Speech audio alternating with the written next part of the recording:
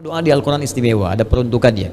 Tapi ada salah satu ayat yang bisa memberikan inspirasi kepada kita, diterapkan di setiap kehidupan, termasuk ketika akan berinteraksi dengan Al-Quran. Doa ini tercantum di Quran surah ke-21 Al-Anbiya di ayat 87 sampai 88 pada kisah Nabi Yunus alaihissalam.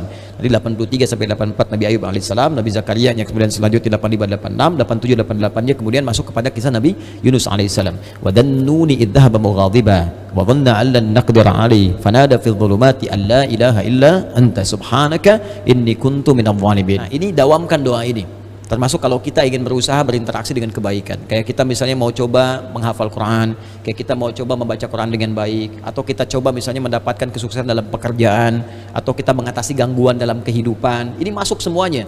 Kenapa? Karena dasar pertama, ini ada 3 bagian di doa ini yang penting kita garis bawahi. Pertama, la ilaha illa anta, ya. Awas. 2, subhanak. 3, inni kuntu minadh dhalimin. Jadi kalau kita zikirkan misalnya la ilaha illa anta subhanaka inni kuntu minadh dhalimin, la ilaha illa anta subhanaka inni kuntu minadh dhalimin. Kalimat la ilaha illa anta, yakni la ilaha illallah, ini dasar semua kehidupan kita. Dahsyatnya kalimat ini. Ya, dari kalimat inilah kita tercipta. Dari kalimat inilah kita diminta untuk beribadah. Makanya beliau tadi menyitir Quran surah ke-51 Ad-Dhariyat di ayat ke-56.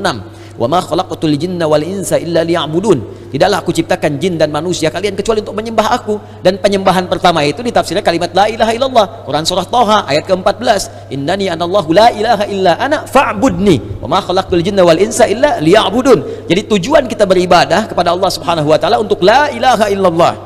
Hadirnya kita di sini hidup di dunia la ilaha illallah. Bahkan orang berjuang jihad fisabilillah sampai wafat karena la ilaha illallah. Bahkan orang kalimat terakhirnya dalam hidup untuk la ilaha illallah. Kalimat akhir hidupnya, man qala la ilaha illallah fi akhir hayatihi dakhala al-jannah. Kalau ada orang bisa mengucapkan la ilaha illallah akhir hidupnya, dijamin oleh Nabi sallallahu alaihi wasallam dengan lisannya masuk surga. Bayangkan, kita hidup untuk la ilaha illallah, berjuang untuk la ilaha illallah. Wafat pun bisa mengucapkan la ilaha illallah. Dijamin semua kebaikan. Jadi ketika kita berdoa menggunakan satu kalimat ini kepada Allah, seakan-akan kita mengatakan, ya Allah, bukankah dengan kalimat ini, bukankah dengan kata ini aku dihidupkan untuk beraktivitas, bukankah dengan kata ini aku diminta beribadah, bukankah dengan kata ini aku diminta untuk berjuang sampai wafat, maka dengan semua keistimewaan di kata ini, ya Allah, mohon kabulkan, aku ingin minta sesuatu, aku sakit, mohon sembuhkan, ya Allah, aku dikerjai orang, mohon lindungi, ya Allah, aku punya kesulitan, mohon mudahkan, ya Allah. Subhanak. Subhanak, kata subhanak itu menafikan semua yang tidak setara dengan sifat-sifat Allah. Ya, contoh orang mengatakan Allah punya anak, makanya turun Quran surah kedua ayat 116. Wa qalu takhadzallahu walada subhana. Tepikan semua yang tidak ada hubungan dengan Allah Subhanahu wa taala. Karena itu ketika kita mengatakan subhanak, ya Allah, aku meyakini enggak ada Tuhan selain Engkau. Enggak ada sifat-sifat yang layak Engkau sandang kecuali apa yang telah Engkau tetapkan. Aku mohon ampun, ya Allah, selama ini inni kuntu minadh dhalimin. Aku salah. Aku salah, ya Allah. Aku katakan Tuhan hanya Engkau, tapi aku kadang diperbudak dunia. Aku ikut sesembahan dunia. Aku akhirkan ketika Engkau minta, Engkau panggil sholat, aku mengikuti panggilan dunia. Aku katakan subhanak, Engkau yang maha suci, Engkau yang maha esa, Engkau yang maha agung, tapi aku mengagungkan yang lain.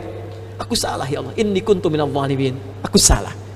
Nah, kalau kita dawamkan doa ini dalam kehidupan, la ilaha illa anta subhanaka inni kuntu minadh dhalimin, maka satu kalimat ini adalah kalimat yang sangat indah yang bisa mempercepat doa. Tahu dari mana ini semua? Jawaban ayatnya, lihat ayat selanjutnya. Tajabna istikhdami fa harfu atfin rabitan baina syai'aini bila hudud. Cepat, huruf yang mengikat 2 peristiwa dan berlangsung tanpa jeda. Peristiwa pertama berdoa, peristiwa kedua jawaban dari doa. Ya, wa qul wa fi hadhil ayat min ayat 83 84 kullu fastajabna di ayu fastajabna pakai fa semuanya. Fastajabna, kami akan cepat jawab. Fastajabna, kami akan cepat jawab. Ya, jadi ketika Yunus alaihissalam memohon kepada Allah, jawaban dari Allah langsung mengatakan, siapa yang mengucapkan man qala la ilaha illa anta subhanaka inni kuntu minadh dhalimin fastajabna, kami akan jawab, kata Allah Subhanahu wa taala. Ya, lalu apa yang terjadi kepada Yunus alaihissalam? Fanajjainahu minal gham. Ya, kami lepaskan dari kesulitan hidupnya.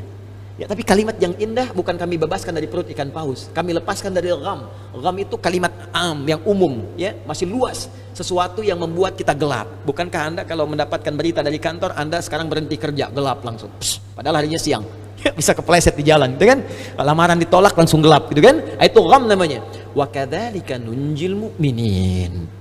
Demikianlah kalau ada orang beriman setelah ini mengamalkan doa yang sama, kata Allah, kami jamin kami akan kabulkan seperti aku mengabulkan doanya Yunus alaihissalam.